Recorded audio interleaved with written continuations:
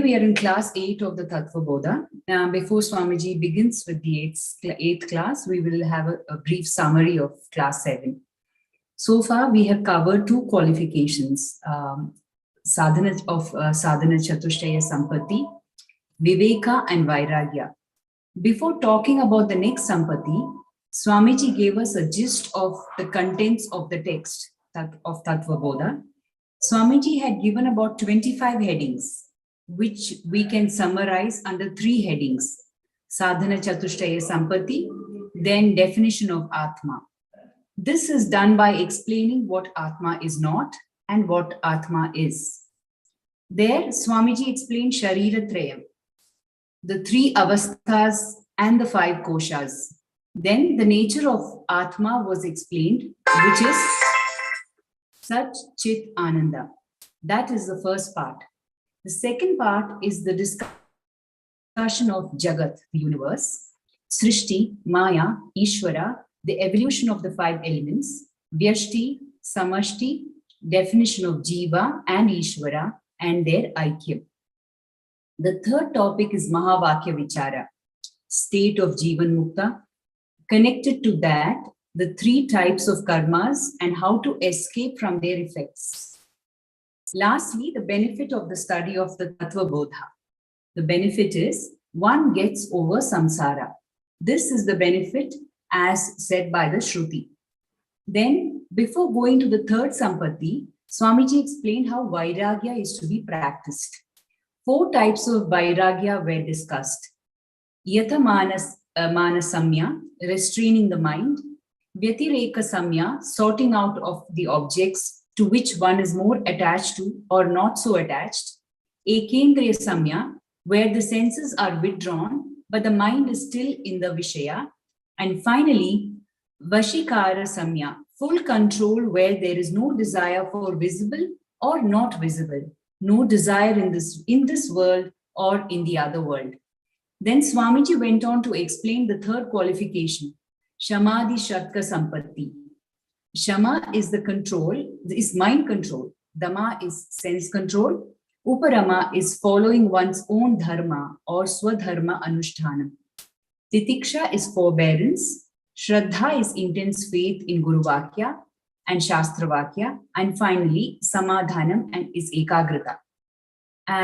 So then Swamiji started with Shama. The question is Shama Kaha, and the answer is Mano Nigraha. There, Swamiji explained 4 types of mind: emotional mind, Manaha, cognitive mind, Buddhi, recollecting mind, Chittam, and the mind which has the doership and enjoyership, Ahankara, ego. One must control all the 4. Japa, yoga, and meditation are few techniques to control the mind. Swamiji stopped here. Swamiji will now continue with class 8. Adiom.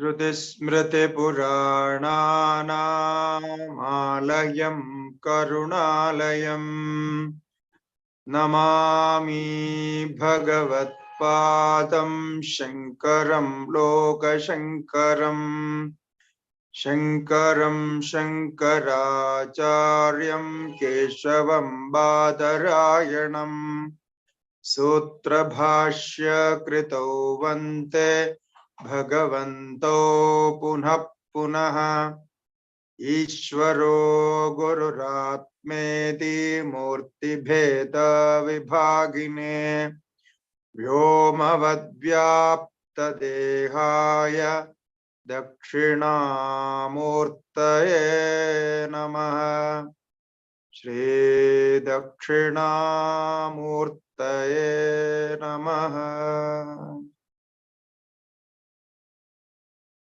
Vasudevendra Yogendram Natva Jnana Pratam Gurum Mumukshumannamataye Shonam hitarthaya Tattvabodho bhidhiyate. Shri Gurubhyo Namaha. Hari Om.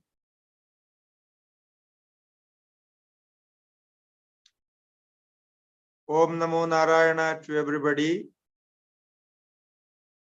So we have discussed the third sadhana, Samadhi sadhana sampattihi.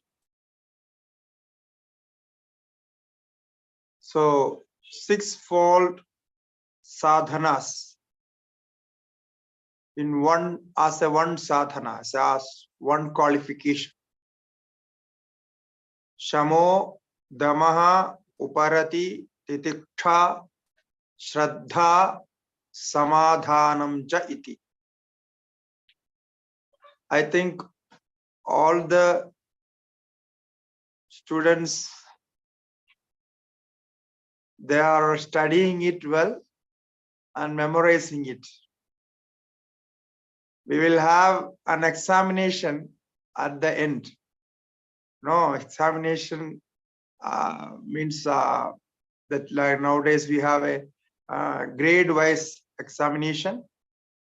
So be prepared for that, but don't be afraid.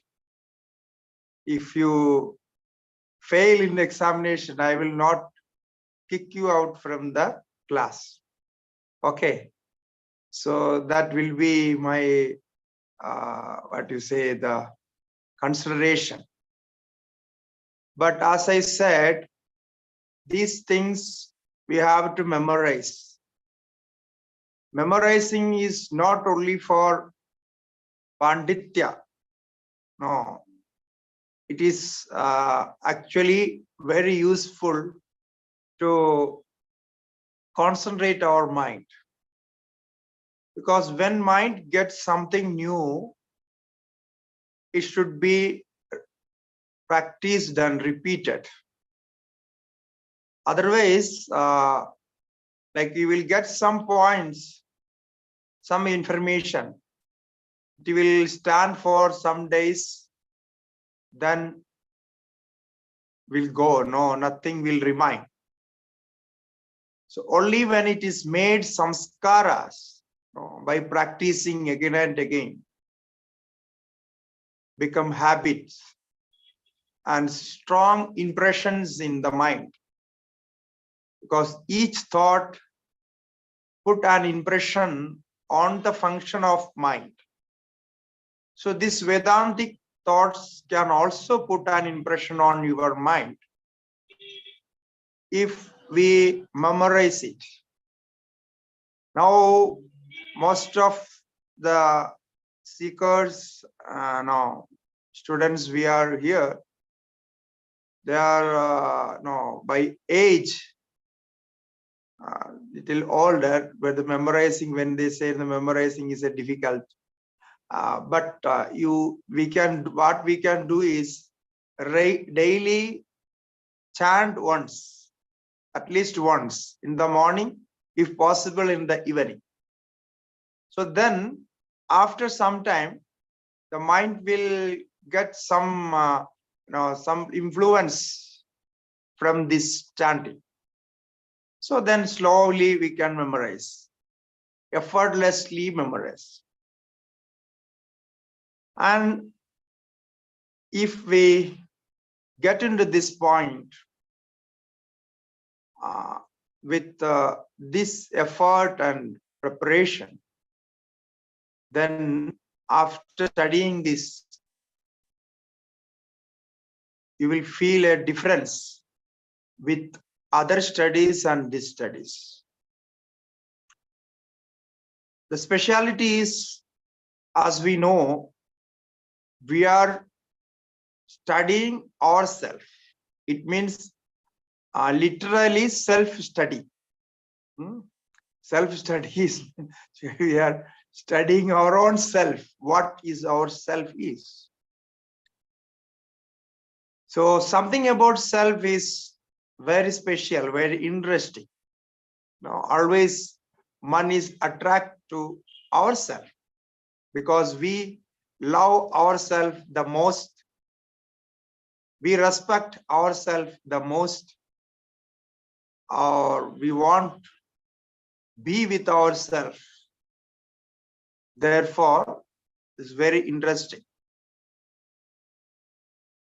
So we continue with the test. So Samadhi Sadhana Sampatti is the third sadhana among sadhana chatushtaya.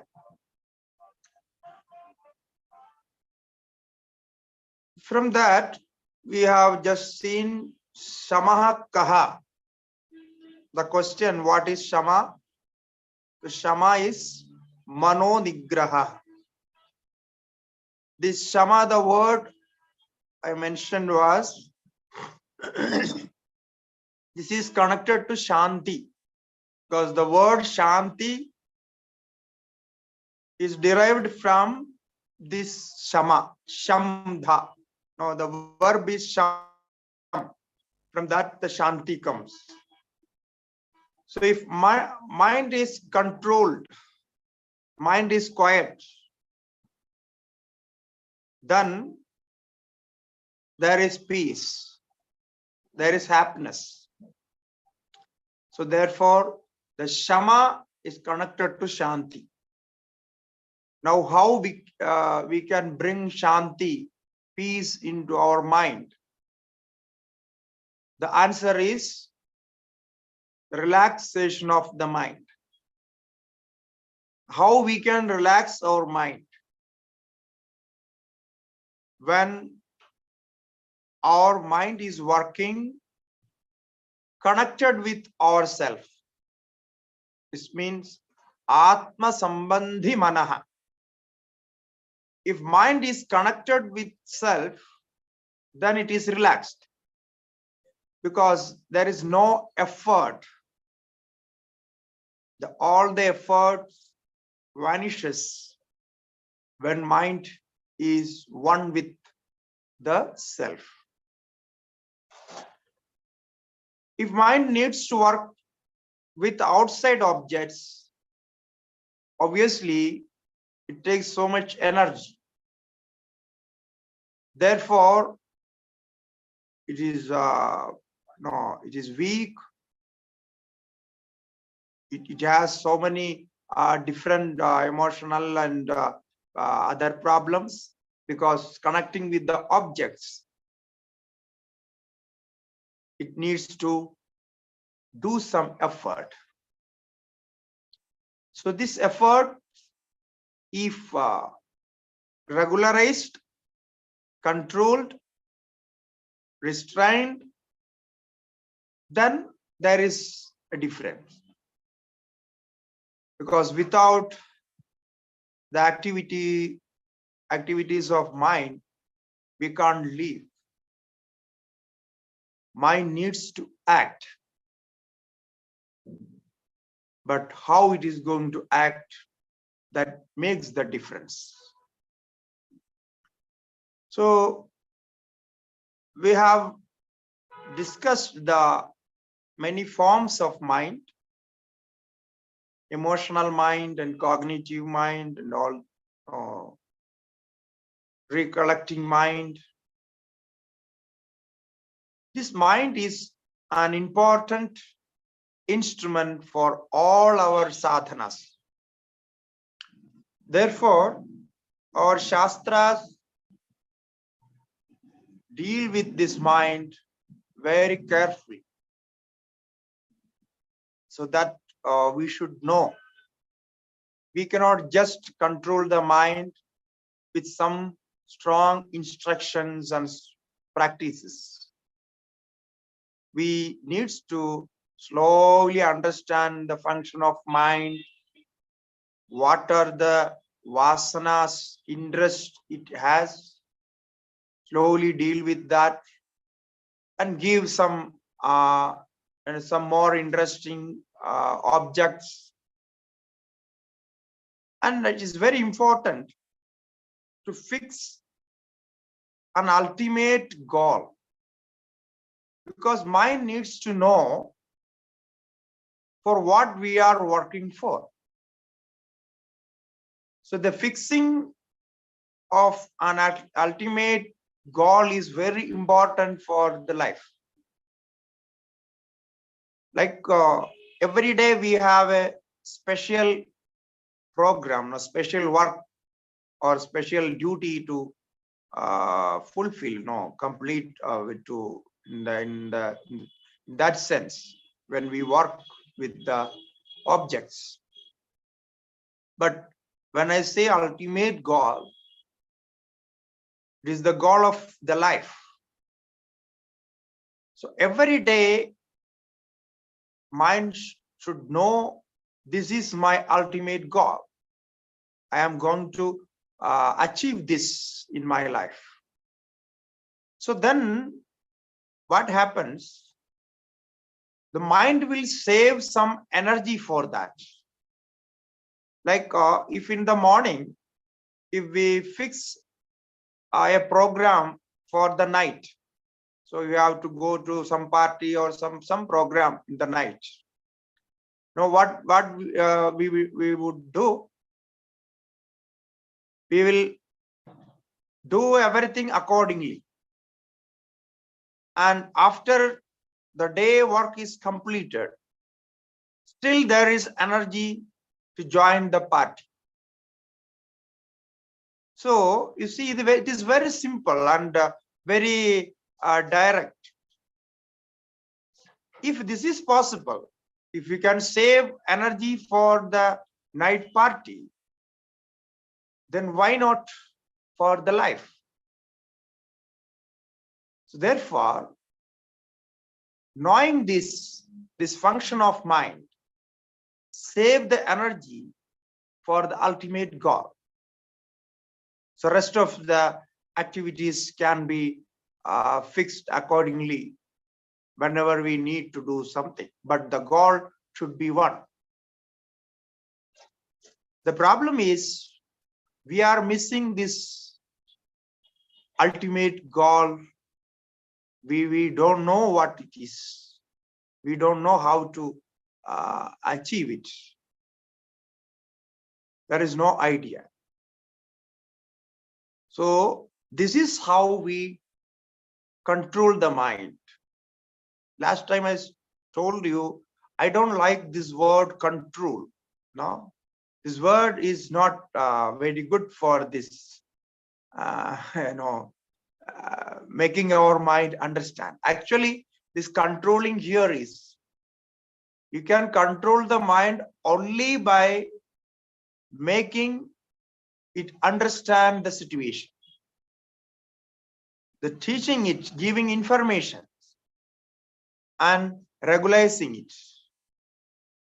So that is the meaning of that control. Otherwise, it's not possible, because mind works with thoughts. So only thoughts can change the mind, nothing else. But to give some energy, we can practice some concentration techniques, some meditations, some pranayama, any kind of concentration, because mind and prana is connected. So intensely connected. So when mind works, prana works. Chale vate chalam chittam nischale nischalam bhavet. When prana is still, mind is still. When prana is active, mind is active. So to control the mind, first we should learn about the mind. And the second thing, fix a long time goal, if possible, the goal for the ultimate goal for the life. And the third thing is, accordingly, practice some concentration techniques. And it can be meditation, pranayama, even reading books in fixed time, swadhyaya. Listening to music. Music means it's like a classical music. You don't understand anything, just enjoy the music. And in that also, instrumental music helps, because in somewhere in Shastra is said, na nada sadrisho layaha. To restrain the mind, the nada, the sound is the most helpful. So this can be used, light music, to fix the mind. There are so many other techniques. But the important point here is to make mind understand for what purpose it is working for. So that is Shama. We will learn more about this when we go further. And the second of that Samadhi Sampatti is Dhamma. The question is asked, Dhammakaha. So what is Dhamma? The answer is Chakshuradi Bhagyendriya Nigraha. Chakshuradi Bhagyendriya Nigraha. Chakshu, eyes, ears, and other indriyas, sense organs. Chakshuradi Bhagyendriya Nigraha. External organs. Mind was internal instrument, and this Chakshuradi is external instruments. Now Chakshuradi Bhagyendriya Nigraha. Now how to control eye? How to control ears? You see, just think about that is so difficult. There is no way actually. Now how we are going to control the ears? If you are awake, then you will listen the sound. It's seemingly impossible. And when you open the eyes, the objects in front of the eyes is seen. It cannot be controlled. Now, taste. If something something is there in the mouth, the taste is there. You cannot control. Like how if you don't want to taste it, it is not possible. So here again we have to understand something more, particularly regarding to this sense organs, external sense organs. So now we see objects outside. So we cannot close our eyes and keep quiet. So when we go outside or inside the room also we see.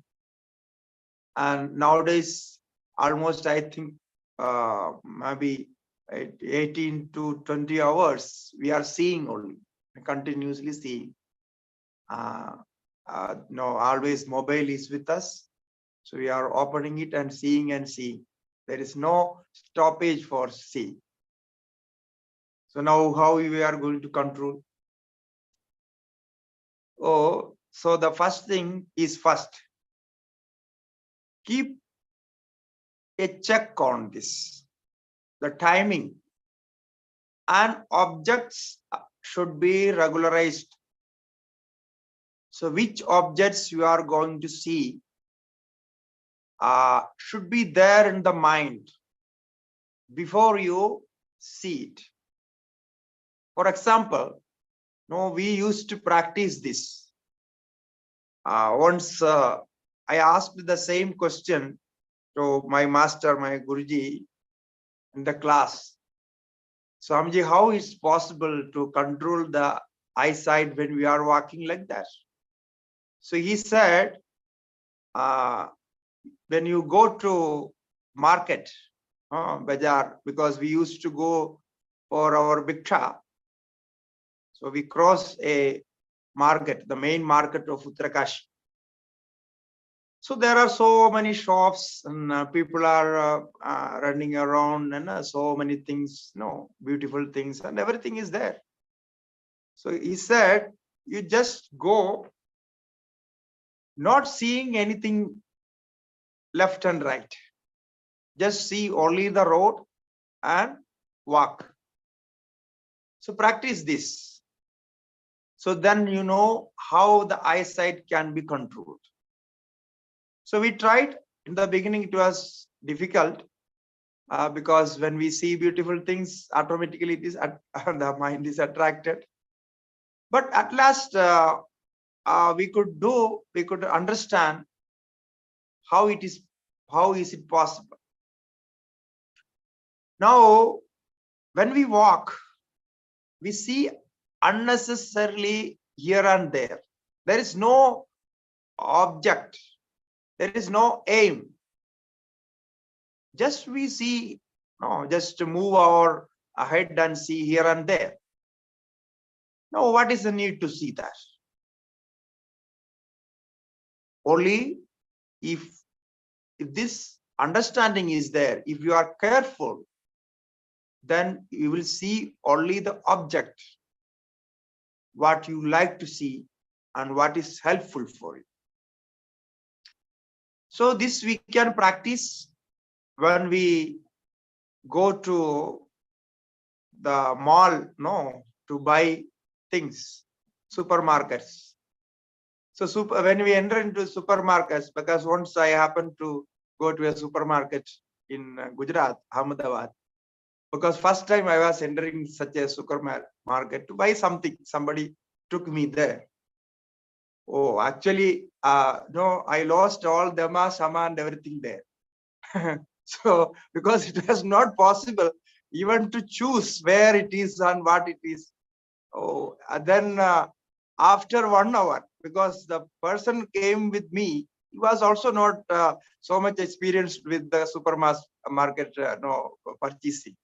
So we went around and we wanted to buy a bag, actually, for traveling. So he saw many things whether we could not decide. At last I was bored with all this. I said, no, you just buy something and we let us go out of this market. So then he asked the boy there, we want something like this, with the range of this rate, some 2,000 rupees like that. So then he said, for the second floor, we were in the first floor, ground floor, and parking the home floor, and second floor. And then he said, it is all the stock of this bag is there in the second floor. Actually, we could have seen the map there. There was a map in the the entrance. Normally they put the map where you get what and all those. It was digital map. So, but we were not experienced because we could not see anything there. So I went to the second floor. Hare Baba. So there it is like you cannot choose so many varieties, national, international, American, Canada, and all those. So I said, this is not for us. No, you see, it's very difficult. Now, if actually I could not see anything there, I don't remember anything what I saw there because so many things. There was very interesting. Because after coming out of that mall, I was thinking of what happened.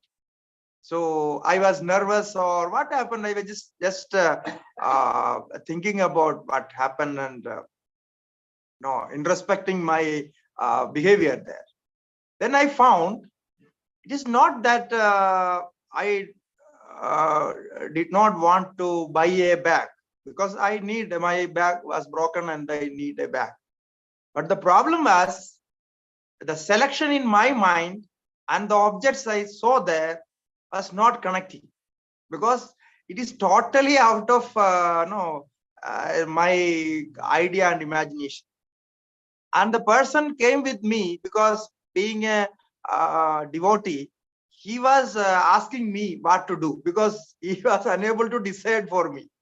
So I was, it was so much confusion. I could not say what to buy and all this. And then he asked for rates, or some 20,000 and 30,000, no, like that. I think more than 1 lakh, there is bag for 1 lakh. So again, I was confused. So then at last we came and we purchased a 2,000 rupees bag, and I used for 5-6 years and I gave to somebody. This has happened. And after that, I never went to such a mall, because from outside, seeing outside, I never go to market because it's not for us. Very difficult. I always respect Mataji's, all the our mothers. They go and purchase so many things. How this is possible? People say they enjoy purchasing like this, but in my case, it was just opposite. So this is how it happens. So when we see objects, too many objects, so mind is out of control. So if you are interested or not interested, in both way, the mind will be disturbed. So to keep the mind controlled and concentrated, one should practice regularizing the objects. If the sight, if you are seeing, to see only what you need, what is helpful for our sadhana, or what is helpful for our purpose. So see the purpose. If we practice this for some time, then we know how to control all the sense organs. The eyesight is the main, because if eyesight is controlled, then other things can come. So similarly with the taste. So regularize the food and taste, to what to taste, what to not, and always keep in mind how much we can eat, how much we need to eat. So like that, one by one. Similarly, do not touch unnecessary objects. The touch sense is also can be regularized. So this is, we can say, the keeping a check into all the actions. That is Dhamma. Make it disciplined and in order. Everything, if everything is in discipline, then there is no confusion. Then mind get only the object which is needed. So then it can be done. So make a chart or a discipline on this. So make a list of the objects which you like to see. You try to do that and let me know what is the response. Make a list which objects you like to see and which you don't like to.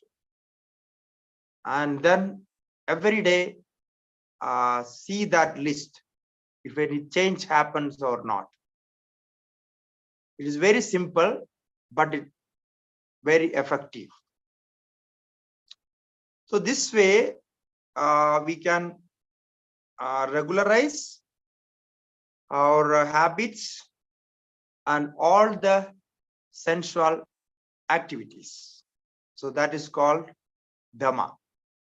Now, people ask here, what is the need of this Dhamma, the controlling and keeping check on all these sense organs. The logic they give is that this is natural, inborn talents. So why we should control? So let the body works accordingly, mind works accordingly. There is no need for any control. You see, in a way, what they argue is true. So this, all the sense organs and the mind works according to the nature of the body and mind. That is very true. But the thing is, Paranjikhani Vetrana Swayambhu Tasmat Parang Pashyati Nantaratma. It is said in Kathopanishad beautifully.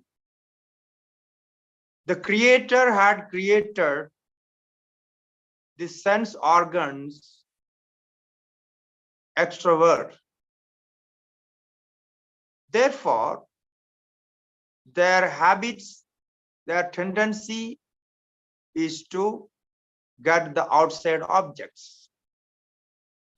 And when objects are in the presence of object, the sense organs are triggered to get that object. So this is very natural, it is correct. Now, the point of controlling this, the benefit of controlling this, you see, the energy of the body is limited. The energy of the mind is also limited. If you lose extra energy physically and mentally, then the inner development, there is no chance, there is no energy for inner development. Inner development in the sense, this sadhana, the so-called sadhana, is an inner development. We are doing something special, something unnatural, because naturally sense organs gets their objects. Now we are trying to stop them and getting the energy and getting them back. Paranji Khani Vetrana Swayambhu. The Upanishad says the Creator made these sense organs like that. They cannot think, no, they cannot get back into the self. So now, for this purpose, for meditation, doing sadhana, we need a special energy of mind to do that. Therefore, to save energy, we need to practice this Shama and Dhamma. So this is the reason why we need to practice this. When mind is tired, intellect is tired, then what we can do? No sadhana is possible. And you cannot bring extra energy or what you say, the something extra from outside, because the energy is limited. Whatever we eat, we drink, we get some energy. The energy is produced in the body, and that energy is used to that energy is used to maintain the body and the mind. So there is very less chance to get extra energy. So only we can do is regularize this use of energy and get some energy for the sadhana practices. So people say if you do pranayama, some yoga practice, pranayama and all those, you will get more energy. It's very famous nowadays. If you want to get more energy, do pranayama, yoga and asanas, mudras, all those. Yes, it is correct to get energy. But this energy is not newly created. The yoga, pranayama is not bringing any special energy from outside. It's only the energy is purified and concentrated. Because when body works easily, the muscles are working easily, without stress, without strain, then they use only the less energy, comparatively less energy. Then when mind is free, it takes only less energy to work. But if your body is stiff, then the muscles needs more energy to work, to walk like that. Like the old age people, when their body is not working, so we can see the difficulty. So in this way, yoga helps. Because when we practice yoga, the muscles and all the elements of the body is, they are relaxed and working in a proper way. So that way, the energy is saved. So that is one thing. Other thing is, one important and famous practice is mauna. For Dhamma and Shama practice, we need to practice mauna. So mauna can be practiced like for the beginners. If you want to start mauna practice, start as weekly practice. So weekly once, select a day, if preferably Sunday or Saturday, when there is no office, no work outside, and practice for 2 hours in the morning and 2 hours in the evening. Start with that practice. So the time should be regular, fixed time. 2 hours in the morning means 6 to 8 or 8 to 10 or whatever we decide. We should start the practice from there. And slowly it can be improved, because after some time, the practitioner will enjoy the mauna.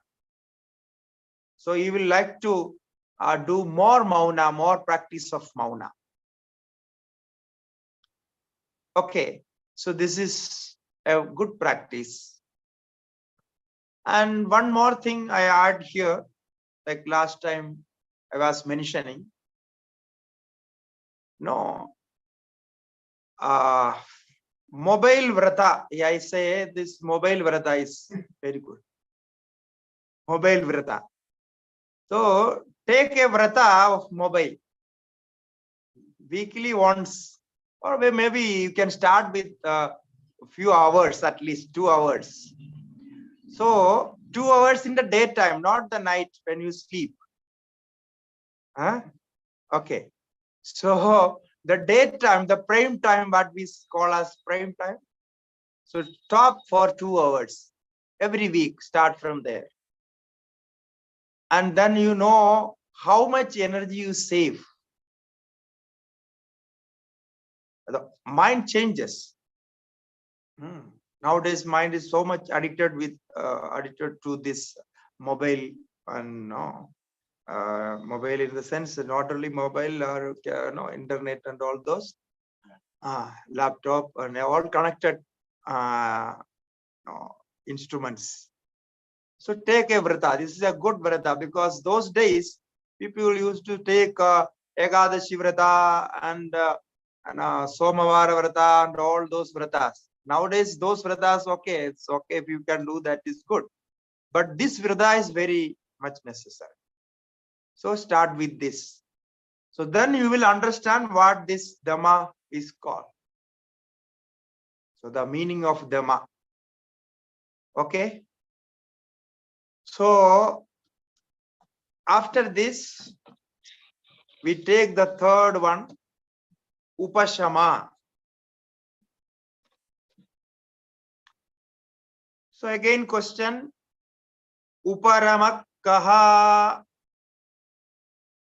swadharmanushtanameva. There are different readings of this test, Tattvabodha. I already mentioned this before. Sometimes Uparamaha, or in some reading, Uparati. So then Uparati ka. The meaning is the same, only the word changes. So Uparamaha kaha. What is this Uparama? It says Swadharma Anushtanameva. Swadharma Anushtana. It is interesting that Shankaracharya ji gave this definition, Uparama, as Swadharma Anushtana.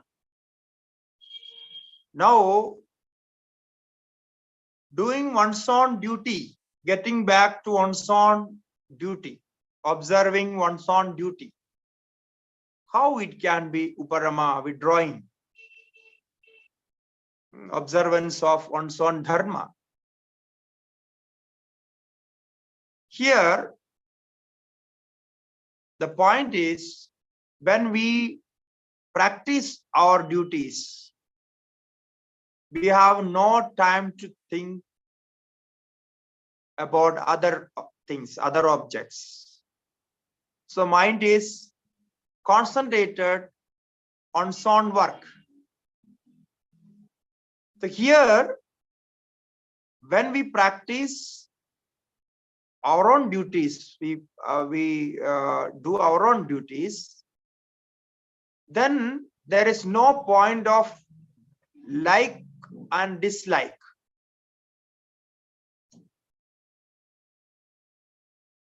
Even though we don't like to do it, we have to do it. That is called duty. When we go to office, normally we don't like to sit in the office for hours and do the things there. But it being a duty, we have to do it. So following this, we come that we know that likeness and like and dislike is the disturbance of mind. So following this duty, we mastery over like and dislikes. So therefore it is called Uparama. Here especially the duties of our ashrama dharma. If you are a grahastha, follow the grahasthashrama dharmas. Like vanaprastha ashrama dharmas. Now this is something we have to learn elaborately. What are the dharmas? But that is called Swadharma. So in Gita, Bhagavan has, even the second chapter, third chapter, fourth chapter, everywhere this Swadharma, the discussion on Swadharma is there. So we can learn from there what are our Swadharmas. So swadharma anushtanameva uparatihi. So this uparati is not, there is no discussion of control or observing any special sadhana there. Just follow the duties. The morning we do prayers, and then we go for our works, and then the all day we are busy with our works. If that is followed, then unnecessary thinking is stopped. But the problem is here, our mind creates stress. So this is a problem. Everybody will ask, if we do our own duties, we follow our own duties, we are stressed with our duties. Now what to do with that? This is very difficult. If we don't enjoy our duties, our works, then mind will build stress there. So try to enjoy the work you do. See something interesting in that work. Then there will be no problem of stress. So stress comes when mind is not interested to perform the work. So slowly it builds stress there. So fulfilling our own duties, it means we know that we have to do it, and we know the benefits of doing those, completing those duties. Then there is no stress. So this uparati is there. So with that uparati, we can control or concentrate our mind easily. So getting back to one's own duty is called uparati.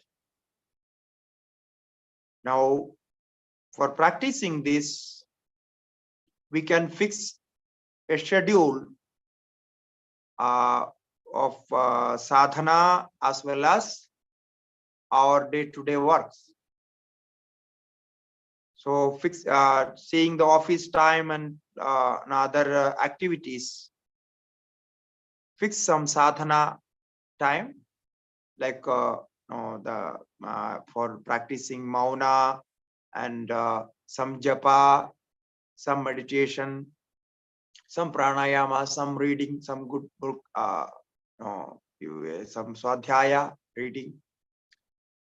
So then the uparati is with this, practicing all this, the uparati will come. The swadharma anusthana will come. So this one has to do one's own, seeing their activities, one's own activities, and fix the time. The benefit, as I said, we can go beyond likes and dislikes and mastery over the raga and the dvesha. So this is the benefit of this uparati. Then comes another important sadhana, titiksha, endurance, titiksha. The question is asked, titiksha ka? Shita ushna sukha dukkhadi sahishnutvam. Shita ushna sukha dukkhadi sahishnutvam. Endurance of heat, cold, joy, pain, etc. So Shita ushna sukha dukkhadi sahishnutvam. So it is seemingly very simple, but what Acharya wants to say here is there are experiences related to body, physical level. There are experiences related to mind, mental. There are experiences related to intellect and ego. Now, separating all this, the Shita Ushna is mostly related to body, physical body. It is related to physical body. So we can bear some heat and cold. So bearing here, it means just the awareness. To know that heat and cold is there, we have to be with that. This is the seasonal experiences. The summer season, we experience heat. The winter season, we experience cold. Our body is made like that. We can bear some heat and cold. Now, this is very normal. We all bear heat and cold because no other way. Why Acharya says you have to bear heat and cold? No. What does it mean? He means to say that not only bearing, accept it. No, accept with the mind that this is the nature of the Prakriti. And appreciate it. Appreciation brings a special energy in the mind. Okay, so let the heat be there. Nothing going to happen. Actually, heat is good. If we can say that in summer season heat is good, then you can see the difference. So we say it is not good. Too much heat, oh, unbearable. But you see, that is quite natural. Nobody made it. The seasonal change, very naturally it comes. So say and appreciate it. So heat is good because it is necessary for the nature, necessary for the changes. Like that, when cold come, the cold weather, the same thing, winter season. In Chandogya Upanishad, the second chapter of Chandogya Upanishad, there is a discussion on this. Now, Upasana, meditation on all the seasons. I think you never heard about this. Meditating on the seasons. Ridonna ninde tadvratam. So he says, this is a vratam, a sadhana. Don't oppose, don't deny any ritus, any season. Like that, Grishmam na nindet. No, when there is sunlight, you don't say, no, why is too much heat, and no, like that. So don't be disturbed. Accept it and respect it, appreciate it. So this is a vratam. It says it's a vratam. It's like we have to follow that. Then the mind is it's not disturbed with the physical changes. So therefore, Shita Ushna Sahishnutvam. Sukha Dukha, the next two. joy and sorrow, suffering is connected to mind. So this is also changing. When we enjoy some objects, pleasure and pain, so such always changing. So this, know that this is the nature of mind. Chanchalam hi manaha. So sometimes it enjoys, sometimes it loses control, disturbed with the objects, like that. So sukha dukkha ati sahishnutvam. An intellectual level. If somebody recognize and say you are a good person, you are so intelligent, then what we feel? We feel good. So this appreciation and recognition is connected to praise and like that. If somebody praises, and is connected to intellect and ego. So the ego is boosted there. If somebody appreciate or work or anything, so ego is boosted. So that should not be there for a sadhaka. There should be a balanced mind. If somebody appreciate, okay, we enjoy it, it's okay, but it should not be connected with ego. We should not connect that praise with the ego. So then the mind is well balanced. So this Shita Ushna Sukha Dukkha. So all the functions of physical body, mental body, subtle body, and the ego. So bear all this with a understanding or with a balanced mind. That is called Titiksha. There is a famous sloka connected to this.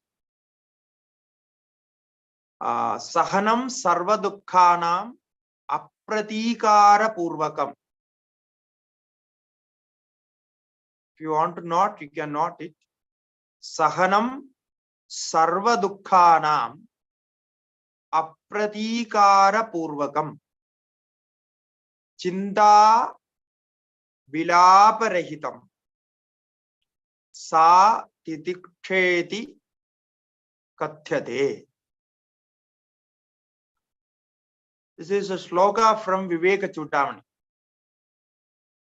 Adi Shankaracharya's another work, we know Viveka Chudamani. So there Acharya says, Sahanam sarva dukkhanam apratikara purvakam. Sarva dukkhanam, all the pains, all types of the pain, bearing all types of the pain. Sahanam sarva dukkhanam. But how? Apratikara purvakam. Without blaming, without complaining, without worry and anxiety. So apratikara purvakam. Chinta vilapa rahitam. Chinta is like anxiety, worry. So what would happen after this? So there is no worry, just accepting it. Vilapa rahitam, no complaining. So this is called Titiksha. This is the real Titiksha, endurance, bearing of all kinds of pain. So by practice, we can understand this, how it is possible. People say we bear so much of pain, but it's not true. There is complaining, anxiety, and all other problems related to this kind of bearing. But here Acharya says, if you complain about bearing, then that is not called as tidiksha. Tidiksha is accepted.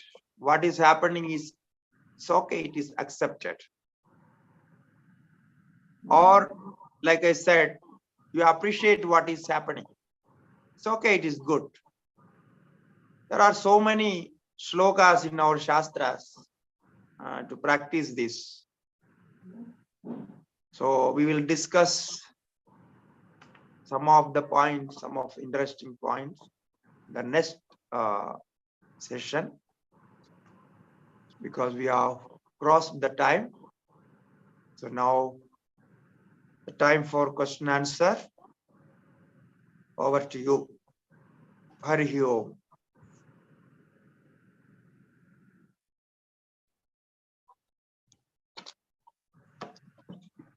The first question from Asha Menon.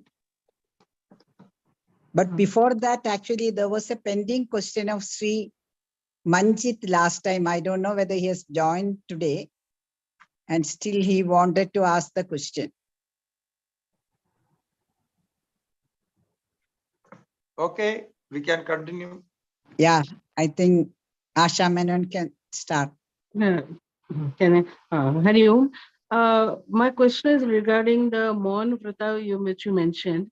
In that, am I supposed to sit doing nothing, or can I do other activities by not speaking to anyone, keeping, like not speaking at all? Say for 2 hours, I keep doing my work, or something like, I don't know much about Vipassana yoga, in which I believe people don't speak or they don't do anything, if I'm not mistaken. But in this, what you mentioned, Mohan Vrata, can we just keep doing our activities like in the mornings and all that? I don't like to speak to anyone because I feel that train of thoughts gets disturbed. So I really, right from beginning, my habit is I just keep quiet and keep doing my work. Is that okay? That is Mohan Vrata, to stop doing activities and sit somewhere for 2 hours. Yes, that is okay. So with the mauna, you can do your activities. No, not disturbed with, no, like that. So you can do that. So 2 hours mauna, in that mauna also you can practice your day-to-day life activities. It's possible. It's the same like a Vipassana yoga, is different. There are so many yogas, and Vipassana is one of that. They also practice all this, the meditation techniques with all this mauna and like that. Next question is by Monica. Thank you. Swamiji. Yeah, please. So Swamiji, in the beginning, you said you mentioned about how to relax your mind, and you can. Like sound is very. I cannot. Am I audible, Swamiji? Now can you? Now it is audible. Okay. Sorry.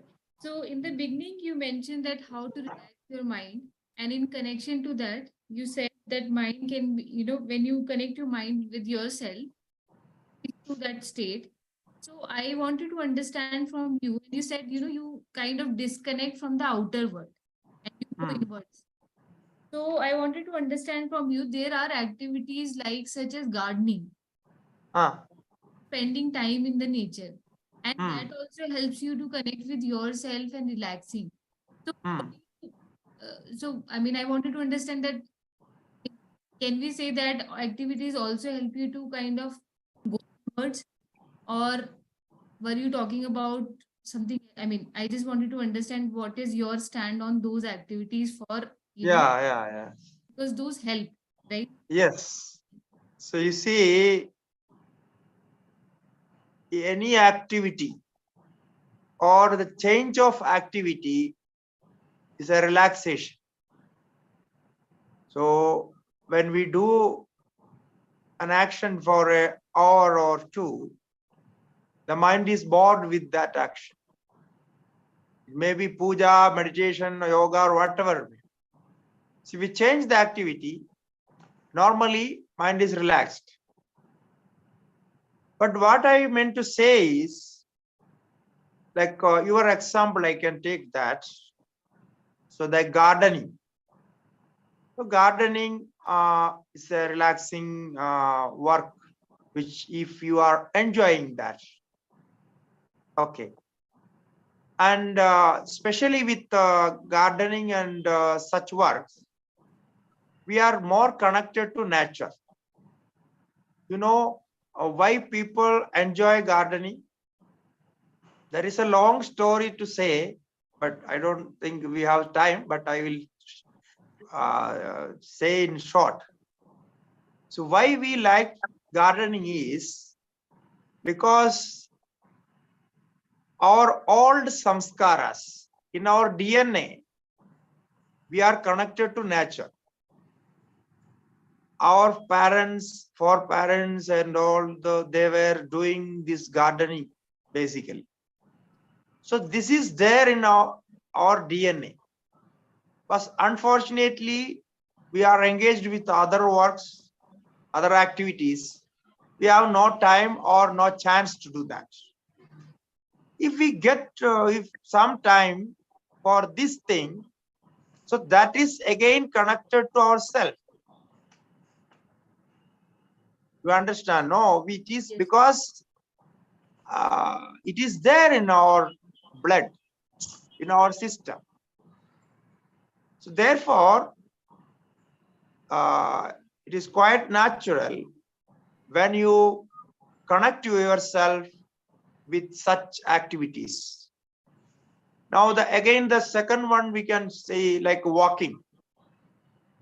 So nowadays people walk because they want to maintain their health. Now, why walking is necessary is one point we can say it is good for health. There is a good momentum for the muscles. Now, more than 200 or 215 muscles are working in when we walk. But not only that, it is also connected to our nature. Sitting one place and working for hours in front of a computer is not our nature, because this is the last 20 years we started this work. Before, it was not there.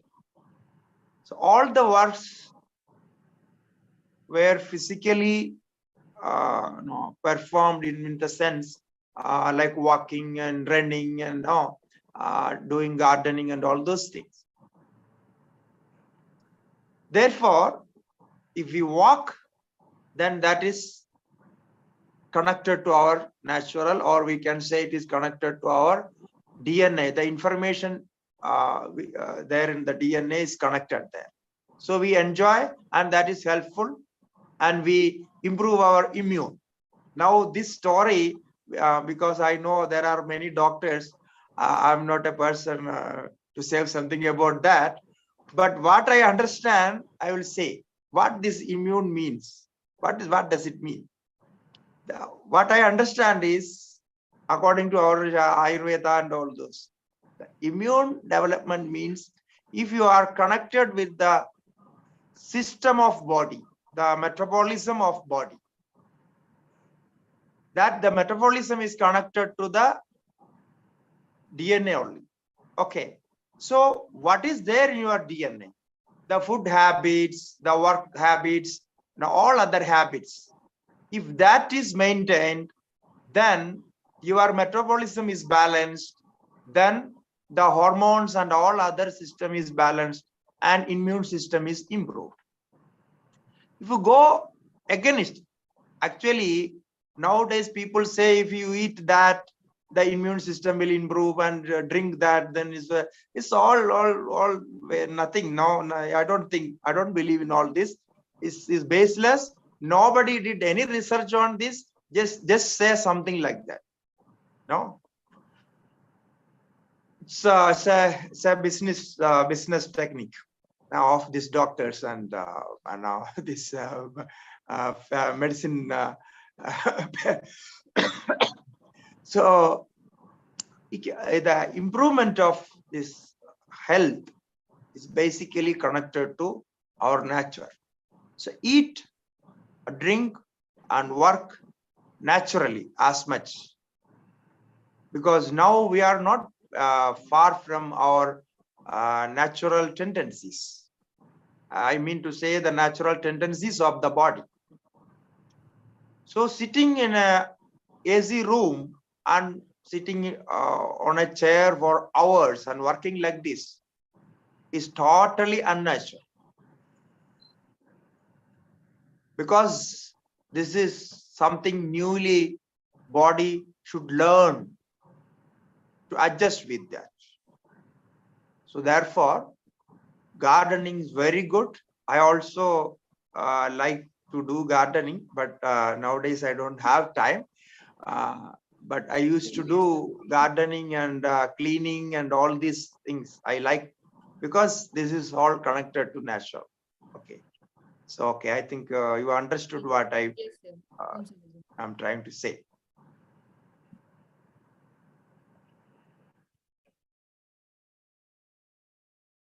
Swamiji, you have written many poems, and which I came to see yesterday, and it was so beautiful. And can you just explain what, in which mode, and when did you start, and how did you? Yeah, this is very unfortunate that you have seen it. No. Because you see, about writing poems on like this, the poet cannot say how the poetry is made. If any poet can say how the lines are written, then I think that he is not a poet. It happens because people say there's a talent, there's a special quality. Then when if it is there, the poetry comes. You also write lines. Sometimes people write when they get in a special mood of mind. It's a mood of mind.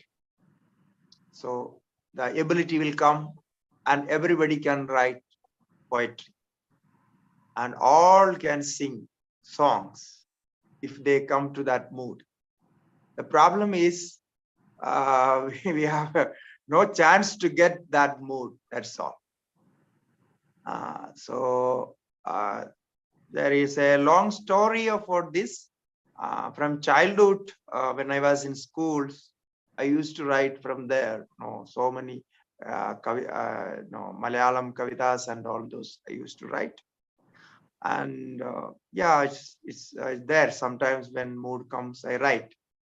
But last couple of years, nothing is happening, because there is no time to get into that mood and write. Yeah, I have written some Sanskrit poems, and then in Hindi, some ghazals and like that. And then Malayalam. In 3 languages, there are poems. So last year, I got one of my old diary. I was searching for something else, so I got that. From that diary, this songs what you saw there, it came. So it's okay. I also enjoy when after a long time when we listen to our own poems, we enjoy it. It's good. So actually, Okay. it is the expression of our own inner happiness. Yeah. Yes. We cannot say it is always happiness, but we can say emotions. There are different emotions, because the pain can also divert it into kavita, in the poem, and happiness and other emotions.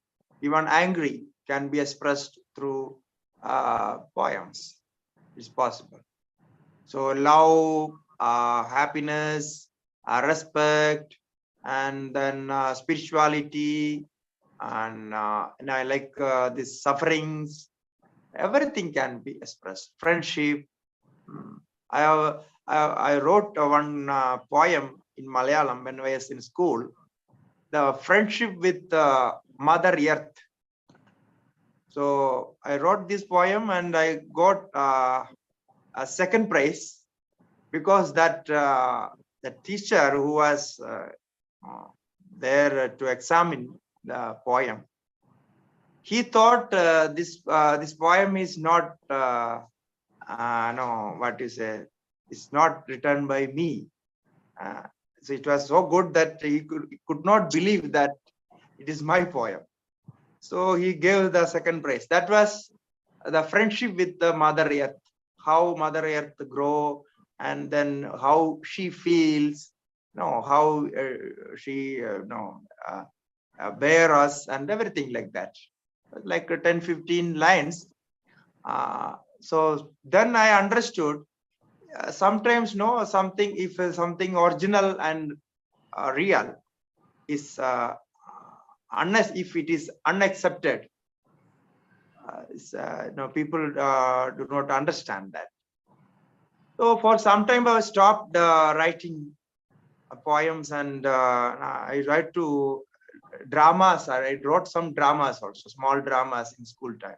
So I stopped everything, because I thought this people do not understand. They think I is not good. So after some time, when I came to Himalayas, again I restarted writing. So these poems, what you see, it's all written in Himalayas.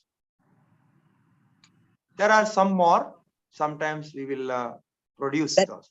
That Malayalam poem is there, Swamiji, with you? That friendship? No, that everything is lost. It was in school days. So sad. Yes, sir. I burned my old diaries when I left home. So nothing was left there. So therefore, those kavidas, dramas, and so many things were there. So everything went. Okay, any other question?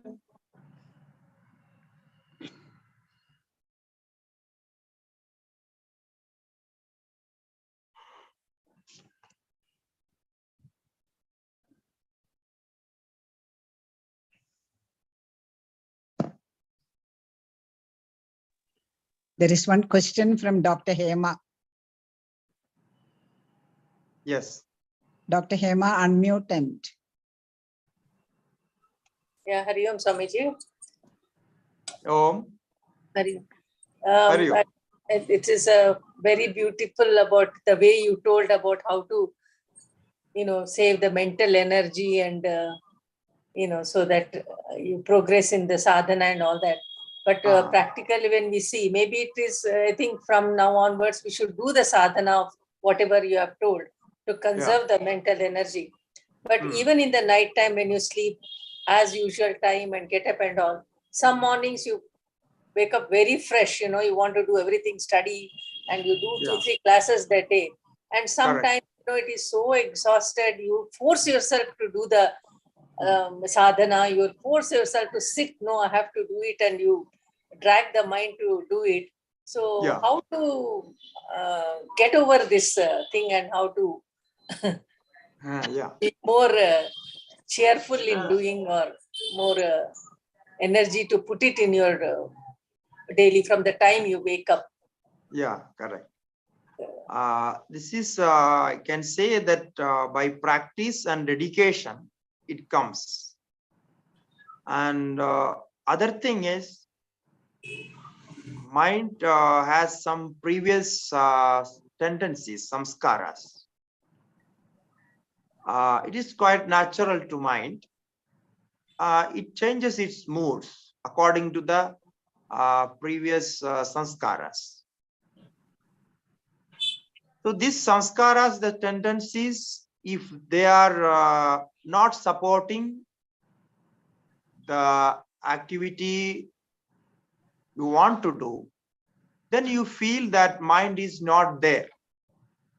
No, mind is not supporting it.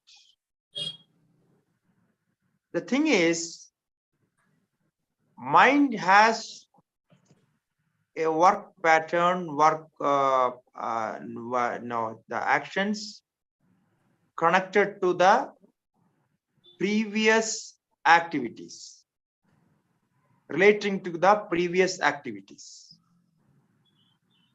So one day the mind is supporting your sadhana. Now you are the one part of the conscious mind is want to do sadhana, but the subconscious mind is not supporting. Then you are disturbed. And the other day, the subconscious mind supports. If conscious mind is not supporting, then also the disturbance is there. When comes a day that conscious mind and subconscious mind both go together, your sadhana or activity, any activity, is most successful. So this is another interesting working pattern of this mind. So now, how to regularize it? How to make an order for this conscious mind and subconscious mind, this connection, is only by regular practice, only by intense practice.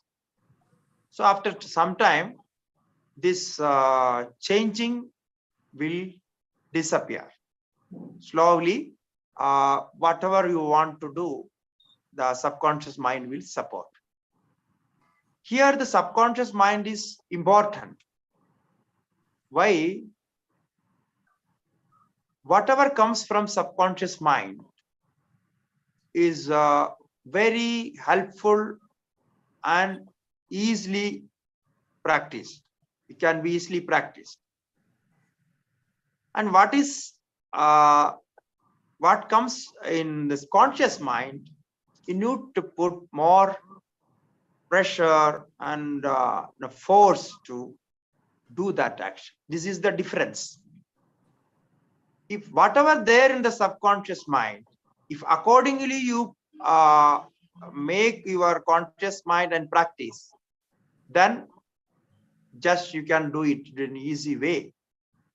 And in those work, you will save energy, because it is touching yourself, connected to yourself. So this is the point here. So make a regular pattern of practicing this. The timing, make the timing, and then if some interesting point you have to find out, because every day, if you are listening to this Tattvabodha every day. Now we are only weekly doing. If you do every day, I think slowly the numbers will. So it's a problem for them. Because the mind is not ready to accept that. So weekly means okay. So we say no, weekly also, that we can manage. If it is daily, we cannot. It's not only for the studies, but also for day-to-day life. No, dealing with our family members and in office, wherever we work, it's the same. So this is a character of mind. Now we have to understand that and regularize it. And now one more thing I want to add into this is, there is no special mind for sadhana. Now, people think that you will get a special mind, something special, that we can do sadhana with that mind. Nothing. You are the person. You have one mind with different functions, and one intellect, one ego, everything the same. So with that you practice sadhana, with that you practice social works and family works and everything, professional works, everything. So therefore we have to manage. We cannot spiritualize everything, whatever we do. if we are practicing spirituality, we are practicing our self sadhana, then all the actions we perform will be connected to that. So this point I wanted to add it, because people think like Swamis and other sadhakas, they have a different mind and we have some other mind, so we are unable to practice and they can practice. No, like that. We also have the same mind. But yeah, we practice for a long time, so we know what are the problems we face and everything. We also have faced so many problems. We don't normally discuss that sort. There is a problems. It's okay. So it's mind doing everything. Okay, thank you so much. Okay. Next. So we will conclude, Swamiji. Conclude. Okay. Om Purnamataha Purnamidam Purnat Purnamudashyate Purnasya Purnamadaya Purnamevavasishyate. Om Shanti Shanti Shanti. Shri Gurubhyo Namaha. Harihi Om.